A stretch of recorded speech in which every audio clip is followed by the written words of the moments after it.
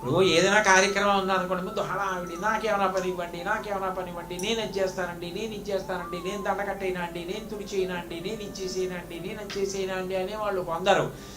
అబ్బాబ్బాబ్బాబ్బా నన్ను అది అడుగుతారండి, నన్ను ఇది అడుగుతారండి, తినేస్తారండి అనేవాళ్ళు కొందరు. చెమట తుడుచుకునేవాళ్ళు కొందరు, విసురుకునేవాళ్ళు కొందరు.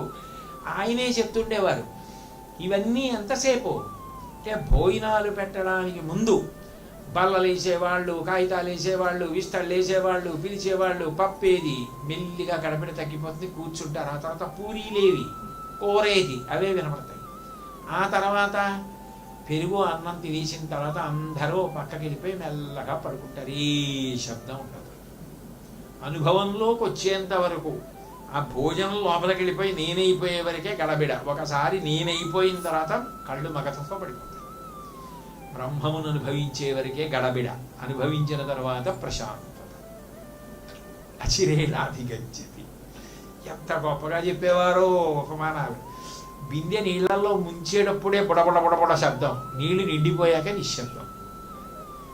లోపలికి వెళ్ళేవరికే విషయం గడబిడ, లోపలికి వెళ్ళిపోయి సాధనలో పూర్ణుడైపోయిన తర్వాత నిశ్శబ్దం. ఇది చప్పుళ్ళు ఉండవు. అప్పటి వరకు చప్పుళ్ళన్నీ. ఎక్కడ చప్పుడు ఎక్కడ వస్తుందో అక్కడే ఖాళీ కుండని గుర్తు, ఎక్కడ చప్పుడు లేకుండా ఉందో అదే నిజంగా నిండుకుండని గుర్తు. కాబట్టి నువ్వు ఒకవేళ జ్ఞాన మార్గంలో ప్రయాణించలేకపోతే, సంసారం నిన్ను పట్టుకుంటోంది, బాగా కదుపుతోంది అనుకుంటే భక్తి మార్గం పట్టుకో, ఏం పర్వాలేదు. భగవన్ నామం చెప్పుకో, భక్తితో పరిగెట్టు.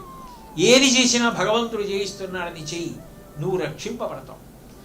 భగవంతుణ్ణి నమ్ముకుని ప్రవర్తించు, కాపాడబడతావు. ఎన్ని మాటలు, ఎన్ని అద్భుతమైన విషయాలు చెప్తుండేవారో మహానుభావుడు.